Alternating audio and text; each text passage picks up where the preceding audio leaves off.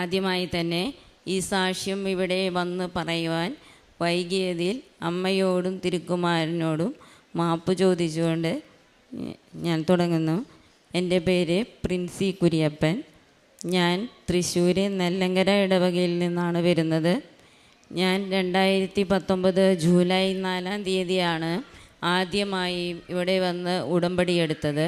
September മാസത്തിൽ അച്ഛൻ ആരാധനയിൽ വിളിച്ചു പറഞ്ഞു, ഒരു വീട് പൊളിക്കാനും സാധിക്കുകയില്ല, പൊളിച്ചു കഴിഞ്ഞാൽ പണിയാനും സാധിക്കുകയില്ല, നിയമത്തിൻ്റെ കുരുക്കിൽപ്പെട്ട് കിടക്കുന്ന ആ ഭവനത്തിൻ്റെ കാര്യത്തിൽ അമ്മ മാതാവ് ഇടപെടുന്നു എന്ന് വിളിച്ചു പറഞ്ഞു. അത് എൻ്റെ ഭവനം തന്നെയാണെന്ന് ഞാൻ പൂർണ്ണമായി വിശ്വസിച്ചു. എൻ്റെ അയൽവക്കത്തുള്ള 5-8 പേര് കൂടിയാണ് ഞങ്ങൾ അന്ന് ഈ ധ്യാനത്തിൽ പങ്കെടുക്കാൻ വന്നിരുന്നത്. ധ്യാനം കഴിഞ്ഞ് പുറത്തിറങ്ങിയപ്പോൾ എല്ലാവരും പറഞ്ഞു, നിൻ്റെ വീടിൻ്റെ കാര്യമാണല്ലോ അച്ഛൻ ആരാധനയിൽ പറഞ്ഞതെന്ന്.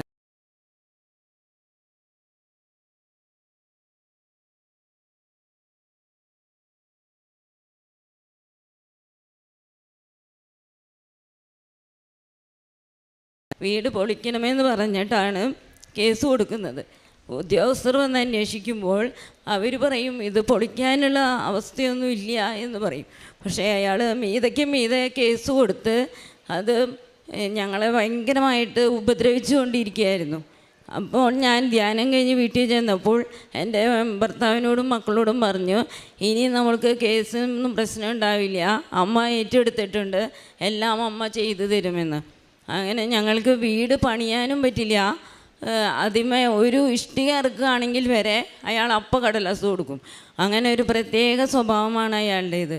അങ്ങനെ ഞങ്ങൾ ഇരിക്കുമ്പോൾ ഒരു ദിവസം എൻ്റെ മകൻ ഇതിനു വേണ്ടി കേസിനായിട്ട് ഓരോ പ്രാവശ്യം പോകുമ്പോഴും എൻ്റെ ഭർത്താവിൻ്റെ കൂടെ ഇളയ മകനാണ് പോകാറ്. അപ്പോൾ അവൻ ഒരു ലീവ് എടുത്തത് എന്താണെന്ന് ചോദിച്ചപ്പോൾ അവിടുത്തെ ഉദ്യോഗസ്ഥൻ പറഞ്ഞു, നിങ്ങൾ ആ വീട് തന്നെ പണിയാതെ നിങ്ങൾക്ക് വേറൊരു വീട് വാങ്ങി പൊക്കൂടെ എന്ന് ചോദിച്ചു. അതൊരു മാതാവിൻ്റെ ഒരു വഴിത്തരിവായി ഞാൻ കണക്കാക്കുന്നു. അങ്ങനെ ഞങ്ങൾ വീടുകൾ കാണാൻ പോയി. വീടുകൾ കണ്ട് മാതാവിൻ്റെ ഇഷ്ടപ്പെട്ട വീടാണെങ്കിൽ മാത്രമേ ഞാൻ വാങ്ങുകയുള്ളൂ എന്ന് മാതാവിനോട് മുട്ടിപ്പായി പ്രാർത്ഥിച്ചു. അങ്ങനെ മക്കൾക്കും ഭർത്താവിനുമൊക്കെ ഒരു വീട് കണ്ട് ഇഷ്ടമായി. ഞങ്ങൾ ടോക്കൺ മണി 25,000 രൂപ കൊടുത്തു. ഞാൻ മാതാവിൻ്റെ അടുത്ത് വന്ന് പ്രാർത്ഥിച്ചു, മാതാവേ ഇത് ഒത്തിരി ദൂരെയാണ്, മാതാവിന് ഇഷ്ടമുണ്ടെങ്കിൽ മാത്രം ഈ വീട് വാങ്ങിക്കാനായിട്ട് സമ്മതിച്ചാൽ മതി എന്ന് പറഞ്ഞു. മാതാവ് ഇഷ്ടമുണ്ടെങ്കിൽ അത് വാങ്ങിക്കാം, അല്ലെങ്കിൽ അത് വേണ്ട എന്ന് ഞാൻ മാതാവിനോട് പ്രാർത്ഥിച്ചു. അന്ന് ഉച്ചതിരിഞ്ഞ് ടോക്കൺ മണി കൊടുത്തു കഴിഞ്ഞ് ഞങ്ങൾ വീട്ടിലെ വീട്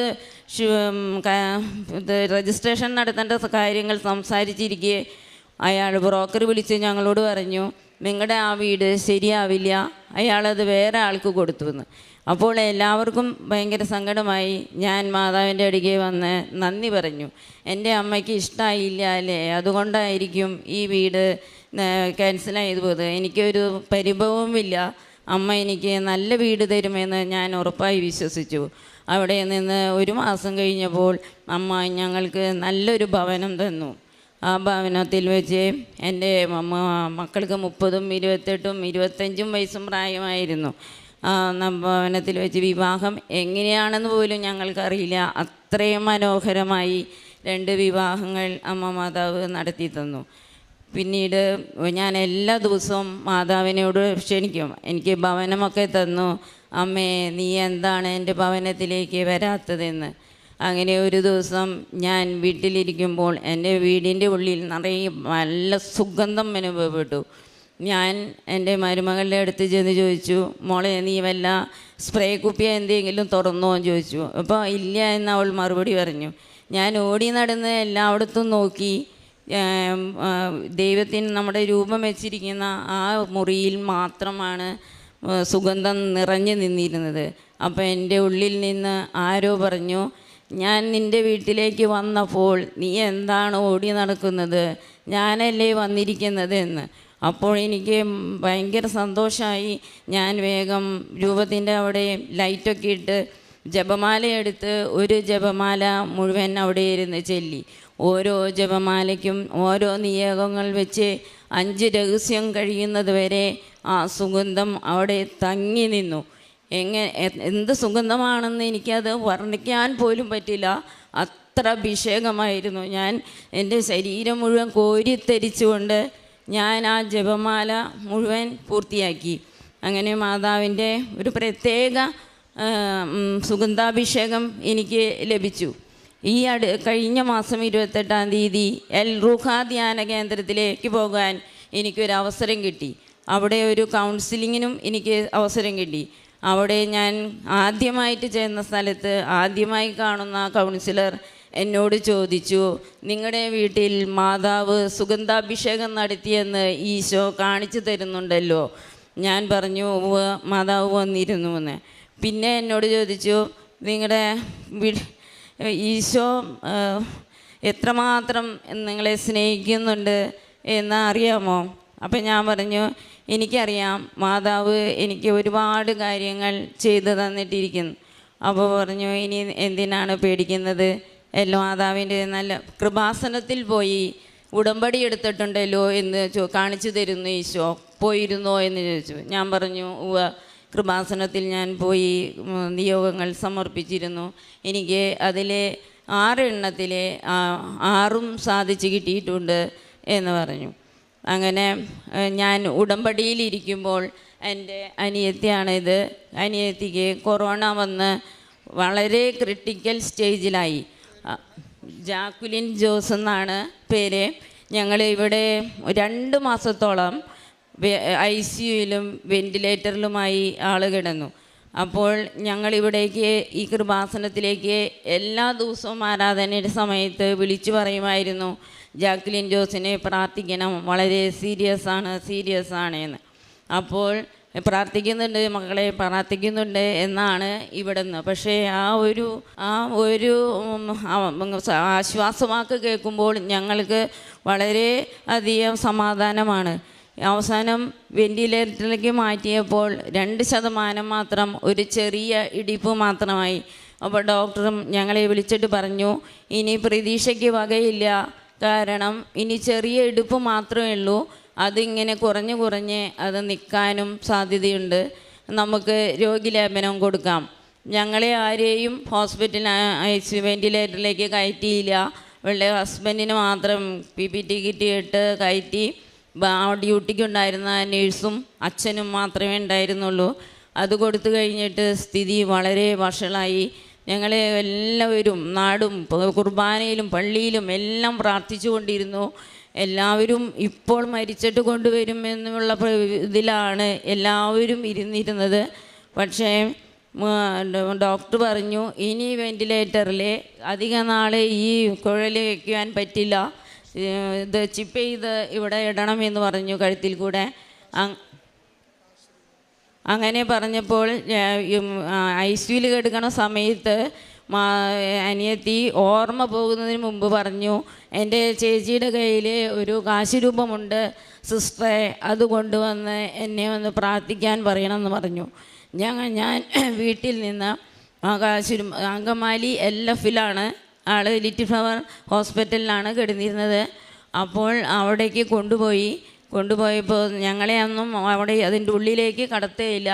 അവിടുത്തെ സിസ്റ്ററോട് ഞാൻ പറഞ്ഞു, ഇത് വളരെ വിലപ്പെട്ടതാണ് എനിക്ക്, നിങ്ങൾ ഈ ആൾക്ക് ഓർമ്മയൊന്നുമില്ല, നെഞ്ചിൽ വെച്ച് സിസ്റ്റർ പ്രാർത്ഥിച്ചു കഴിഞ്ഞ് തിരിച്ച് അതെന്നെ ഏൽപ്പിക്കണം.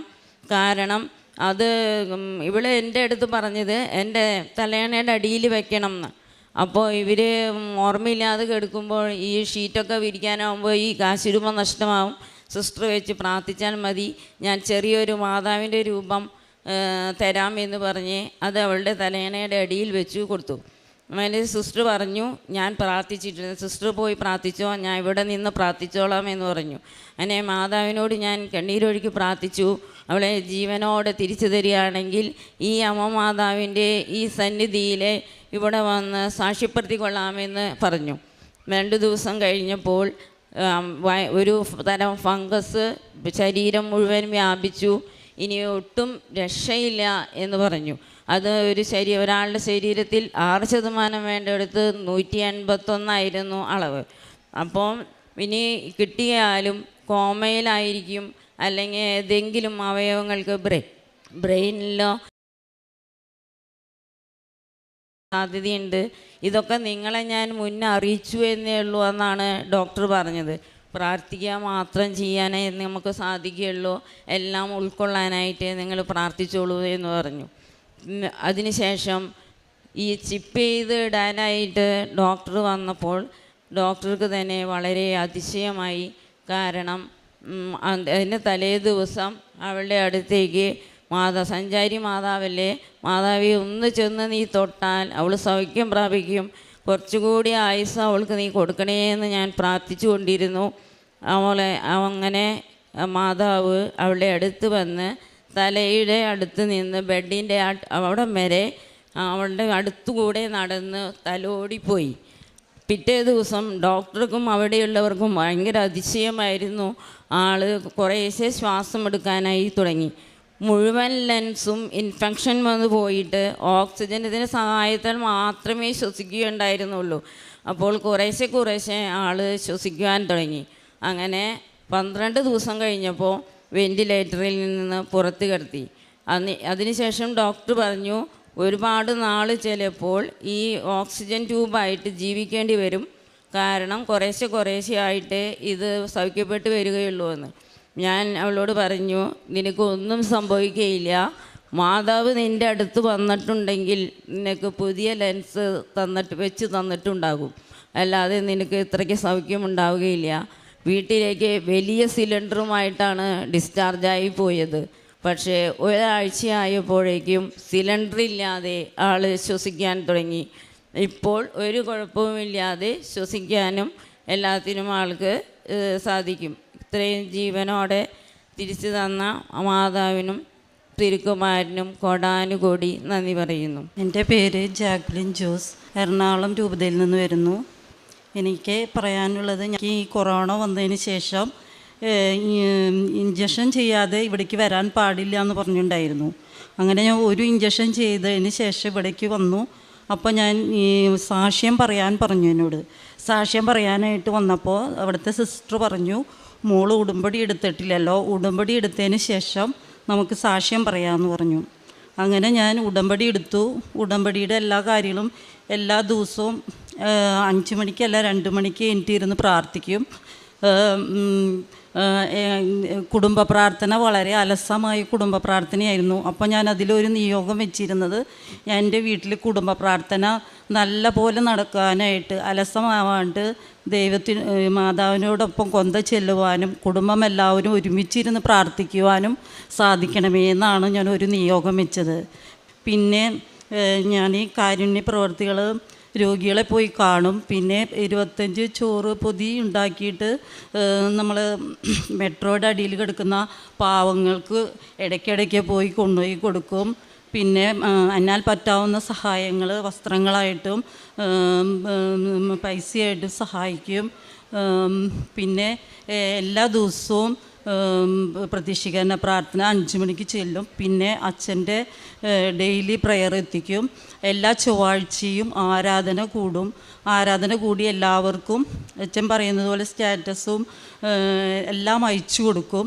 പിന്നെ എൻ്റെ അനുഭവം, ഞാൻ പത്രം എല്ലാവർക്കും കൊണ്ടു കൊടുക്കും. എക്സ്ട്രാ പത്രം വാങ്ങിച്ച് ഞാൻ സൂപ്പർ മാർക്കറ്റുകളിലും ഓട്ടോറിക്ഷ സ്റ്റാൻഡിലും പിന്നെ ഹോസ്പിറ്റലുകളിലും പോയി 10 മിനിറ്റ് എൻ്റെ കാര്യം ഞാൻ പറഞ്ഞു കൊടുക്കും. ആദ്യം വേണ്ടാന്ന് പറയും, പക്ഷെ ഞാൻ പറയും 52 ദിവസം ഞാൻ ICUയിൽ കിടന്നതാണ്.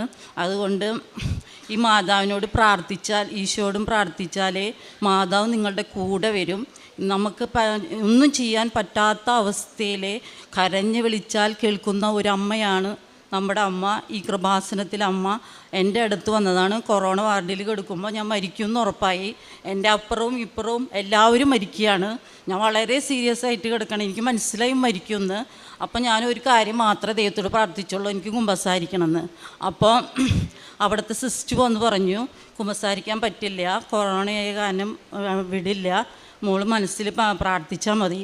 അപ്പം ഞാൻ ദൈവത്തിനോട് പറഞ്ഞു, എന്നെ ജീവനോടുകൂടി കൊണ്ടുപോകണമെങ്കിൽ എന്നെ ശുദ്ധീകരണ സ്ഥലത്തിൽ ഇട്ടോളൂ ഈശോയെ, സ്വർഗത്തിൽ പോകാൻ പറ്റിയില്ലെങ്കിൽ എന്നെ നരകത്തിലിടായിരിക്കും, അങ്ങനെ ഒരു ചിന്ത എനിക്ക് വന്നത്. പിന്നെ മരിക്കാൻ പോകണമെന്നുള്ളത് മനസ്സിലായി. അത്രയ്ക്കും വിഷമമായിരുന്നു ശ്വാസം വലിക്കാനായിട്ട്. പക്ഷേ ഞാനപ്പോൾ അവിടെ കിടന്ന് പറഞ്ഞു, എൻ്റെ ജീവൻ രക്ഷിക്കുകയാണെങ്കിൽ ഞാൻ എല്ലാവരോടും നിന്നെപ്പറ്റി പറയാം, നിന്നെയും പുത്രനെയും മഹത്വപ്പെടുത്താൻ എല്ലാവരോടും പറയാം, നിൻ്റെ നാമം മഹത്വപ്പെടുവാൻ വേണ്ടി ഞാൻ കാണുന്ന ഓരോ വ്യക്തികളോടും എൻ്റെ കാര്യം പറയാം. അങ്ങനെ ഞാൻ അസുഖം മാറി വന്ന ശേഷം എല്ലാവരോടും ഞാൻ എൻ്റെ കാര്യങ്ങൾ പറയും, കാണുന്ന എല്ലാവരോടും പറയും, വിഷമിക്കുന്ന എല്ലാവരോടും പറയും. പിന്നെ എന്നാൽ പറ്റാവുന്ന എല്ലാ കാര്യങ്ങളും പോവാൻ വേണ്ടി ചെയ്തു കൊടുക്കും. മാതാവിനോട് പ്രാർത്ഥിച്ചാൽ മതി എന്ന് പറയും. അങ്ങനെ ഇത്രയും നാൾ വരെ ദൈവം എൻ്റെ ഉടമ്പടിയിൽ ഇപ്പോഴും പ്രാർത്ഥന 5 മണിക്ക് വേണ്ടി പ്രാർത്ഥിക്കും. എല്ലാ ദിവസവും കുർബാനയ്ക്ക് പോവും. പറ്റാവുന്ന സമയങ്ങളിൽ 1 മാസത്തിലും 2 ആഴ്ച കൂടുതലും 3 ആഴ്ചയായാലും കുമ്പസാരിക്കാൻ നോക്കും. അങ്ങനെ ദൈവം മാതാവ് എന്നെ കൂടെ കൊണ്ടു നടത്തുന്നു. യേശുവേ നന്ദി, മാതാവേ നന്ദി. യെശയ്യാ പ്രവാചകൻ്റെ പുസ്തകം 45:2-3 തിരുവചനങ്ങൾ. ഞാൻ നിനക്ക് മുൻപേ പോയി മലകൾ നിരപ്പാക്കുകയും പിച്ചള മാതിരികൾ തകർക്കുകയും ഓടാമ്പലുകൾ ഒടിക്കുകയും ചെയ്യും. നിന്നെ പേര് ചൊല്ലി വിളിക്കുന്ന ഇസ്രായേലിൻ്റെ കർത്താവായ ദൈവം ഞാനാണെന്ന് നീ അറിയേണ്ടതിന് അന്ധകാരത്തിലെ നദികളും രഹസ്യ ധനശേഖരവും ഞാൻ നിനക്ക് നൽകും. പ്രിൻസി കുര്യപ്പൻ എന്ന ഈ സഹോദരിയും ജാക്വലിൻ ജോസ് എന്ന ഈ സഹോദരിയും പരിശുദ്ധ കൃപാസന മാതാവ് വഴി ലഭിച്ച വലിയ അനുഗ്രഹങ്ങളെ ഈ അൾത്താരയിൽ സാക്ഷ്യപ്പെടുത്തുകയാണ്. ആദ്യം സൂചിപ്പിച്ചത് ഒരു ഭവനവുമായി ബന്ധപ്പെട്ട വിഷയമാണ്. അത് ഒന്ന് നവീകരിക്കുവാനും അതിൻ്റെ കാര്യങ്ങളൊന്ന് ശരിയാക്കുവാനും അയൽപക്ക കുടുംബങ്ങളുമായുള്ള കലഹത്തെ തുടർന്ന് മുന്നോട്ട് പോകാനാവാതെ വിഷമിച്ച നാളുകളിൽ അച്ഛനെ കണ്ട് പ്രാർത്ഥിക്കുമ്പോൾ ഒരു പുതിയ ഭവനത്തിന് വേണ്ടുന്ന ഒരു സന്ദേശം ധ്യാനത്തിലൂടെ ലഭിക്കുകയും അതിന് പ്രകാരം മുന്നോട്ട് പോകുമ്പോൾ പുതിയൊരു വീട് എടുക്കുവാനും അവിടെ വെച്ച് എല്ലാ കാര്യങ്ങളും നല്ല രീതിയിൽ മുന്നോട്ട് കൊണ്ടുപോകുവാനും അതോടൊപ്പം തന്നെ ആ പഴയ ഭവനം വാടകയ്ക്ക് കൊടുത്തുകൊണ്ട് അതൊരു വരുമാന മാർഗമാക്കുവാനും അമ്മ മാതാവ് വഴി തുറന്നു കൊടുത്തതിനെയാണ് സാക്ഷ്യപ്പെടുത്തിയത്. രണ്ടാമത്തത് സഹോദരി കോവിഡ് ബാധിച്ച് ഏറ്റവും ഗുരുതരാവസ്ഥയിൽ മരണത്തോട് മല്ലടിച്ച് കിടന്ന നാളുകളിൽ പരിശുദ്ധമ്മയുടെ കാശുരൂപം നഴ്സുമാർ വഴി അകത്തു കൊടുത്ത് കുരിശടയാളം വരച്ച് പ്രാർത്ഥിക്കുകയും ഇവിടെ കൃപാസനത്തിൽ മധ്യസ്ഥ പ്രാർത്ഥനയ്ക്ക് വേണ്ടി നിരന്തരം വിളിച്ചു പറയുകയും ചെയ്തതിലൂടെ മരണത്തിൽ നിന്ന് ജീവനിലേക്ക് കൈപിടിച്ചുയർത്തുന്ന വിധത്തിൽ അമ്മ മാതാവ് പൂർണ്ണ ആരോഗ്യത്തിലേക്ക് പൂർണ്ണ സൗഖ്യത്തിലേക്ക് മകളെ നയിച്ചതിൻ്റെ സാക്ഷ്യമാണ് പങ്കുവച്ചത്. രണ്ടും ഗൗരവമുള്ള 2 വിഷയങ്ങളാണെന്ന് ആ സാക്ഷ്യങ്ങൾ കേൾക്കുമ്പോൾ നമ്മൾ മനസ്സിലാക്കുന്നുണ്ട്. പരിശുദ്ധമ്മയുടെ ശക്തമായ സാന്നിധ്യം, ആർക്കും രക്ഷപ്പെടുത്തുവാനാവാത്ത രോഗക്ലേശങ്ങളിൽ അമ്മ മാതാവ് അത്ഭുതകരമായി കൊടുക്കുന്ന പൂർണ്ണമായ രോഗസൗഖ്യം, അതുപോലെ പരിഹരിക്കാനാവാത്ത ഒരു പ്രശ്നത്തിൽ ആ പ്രശ്നം പരിഹരിച്ചുകൊണ്ട് കൂടുതൽ സമാധാനത്തിലേക്കും ഐശ്വര്യത്തിലേക്കും നയിക്കുന്ന ജീവിതത്തിൻ്റെ സാഹചര്യത്തിലേക്ക് മറ്റൊരു പുതിയ ഭവനം നേടുവാൻ തക്കവിധം ജീവിതത്തെ ക്രമപ്പെടുത്തിയതിൻ്റെ സാഹചര്യങ്ങൾ, ഇതൊക്കെയാണ് ഈ 2 പേരും ചേർന്ന് സാക്ഷ്യപ്പെടുത്തുക. ഇവർക്ക് ലഭിച്ച എല്ലാ വലിയ അനുഗ്രഹങ്ങൾക്കും അമ്മ മാതാവിനും തിരുക്കുമാരനും നന്ദി പറഞ്ഞുകൊണ്ട് കരങ്ങളടിച്ച് ഈ സാക്ഷ്യം നമുക്ക് സമർപ്പിക്കാം. അത്യപൂർവ ദൈവാനുഭവങ്ങൾ ഇനി നിങ്ങൾക്കും സ്വന്തം. ഈ യൂട്യൂബ് ചാനൽ ഇതുവരെ സബ്സ്ക്രൈബ് ചെയ്തിട്ടില്ലെങ്കിൽ ഇപ്പോൾ തന്നെ സബ്സ്ക്രൈബ് ചെയ്യുക.